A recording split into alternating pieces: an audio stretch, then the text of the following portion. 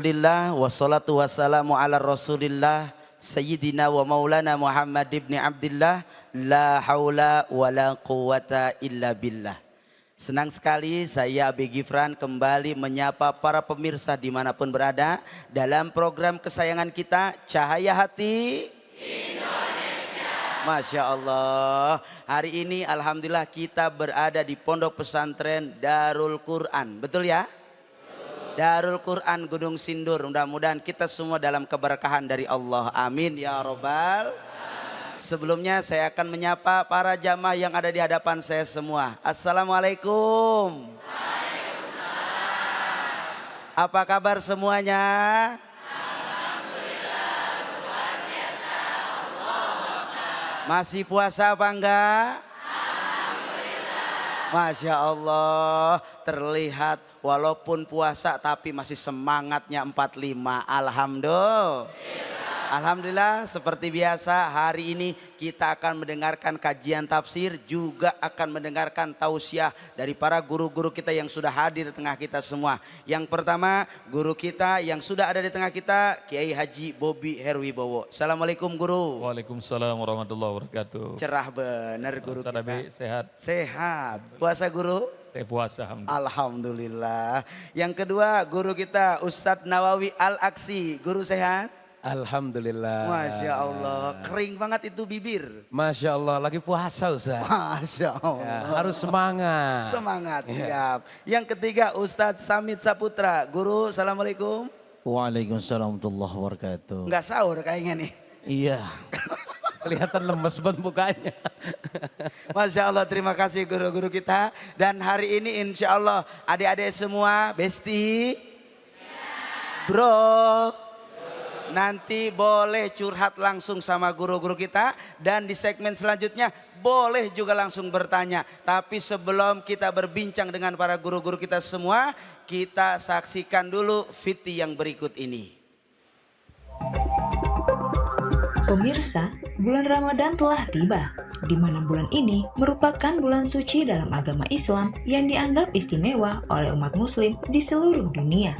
Selama bulan ini, umat Islam berpuasa dari fajar hingga matahari terbenam, menahan diri dari makanan, minuman, dan segala aktivitas yang dapat membatalkan puasa.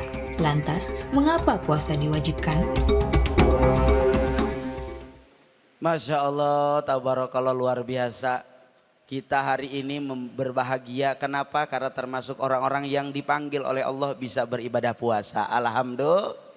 Nah, nanti ada lagi adik-adik semua di segmen akhir, sebelum dari penghujung segmen kita akan ada program ngaji yuk bersama Ustadz Munawir Ngacir. Jadi pemirsa semua yang ada di rumah wajib banget siapkan Al-Qur'annya. Nah, sebelum kita berbincang dengan narasumber kita di depan, silakan adik-adik ada yang mau curhat? Siapa namanya? Silahkan salam dulu, sebutkan nama. Assalamualaikum warahmatullahi wabarakatuh. Waalaikumsalam warahmatullahi wabarakatuh. Nama saya Reihana Zahratu Syifa dari SMAIT Darul Quran. Saya izin bertanya Ustadz, bagaimana berpuasa dapat membantu mengembangkan rasa syukur terhadap nikmat-nikmat yang Allah berikan? Terima kasih. Wassalamualaikum warahmatullahi wabarakatuh. Waalaikumsalam warahmatullahi wabarakatuh. Masya Allah, luar biasa pertanyaan dari adik ini.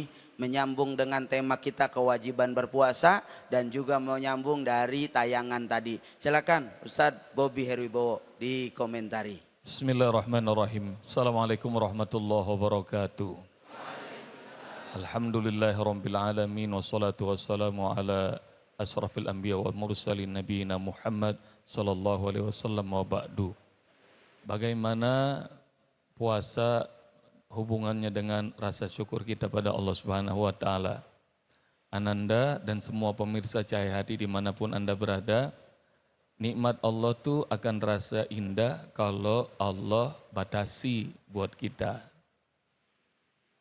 Kalau di luar bulan Ramadan nih Kang Abe, kita makan di rumah, di kantin, di restoran, di mana-mana, maka makan boleh kapan aja. Boleh kapan aja.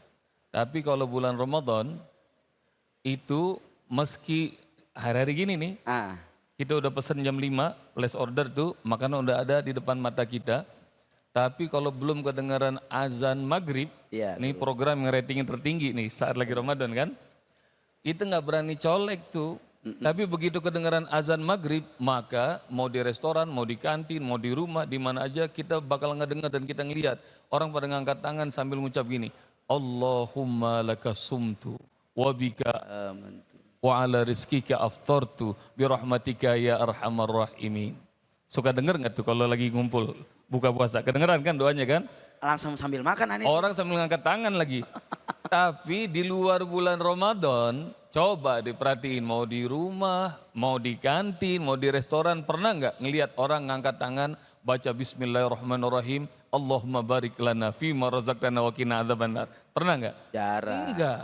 Makanannya sama, minumannya sama, tapi rupanya kalau Allah Subhanahu wa taala ambil satu nikmat dari kita, itu bukan hukuman, dia bukan azab. Ketika nikmat itu dibalikin sama Allah, maka wala'allakum tashkurun, supaya kalian bersyukur. Maka begitu nikmatnya kalau kita iftar, berbuka puasa, meski cuma seteguk air, meski cuma satu butir kurma, rasanya nikmat luar biasa. Karena itu Ramadan ngajarin kita jadi hamba Allah yang bersyukur. Demikian. Masya Allah, terima kasih. Silakan Ustaz Nawawi menambahkan. Baik, terima kasih Ustaz Abe. Assalamualaikum warahmatullahi wabarakatuh. Waalaikumsalam warahmatullahi wabarakatuh. Bismillah, alhamdulillah, wassalatu wassalam ala rasulillah, amma ba'du.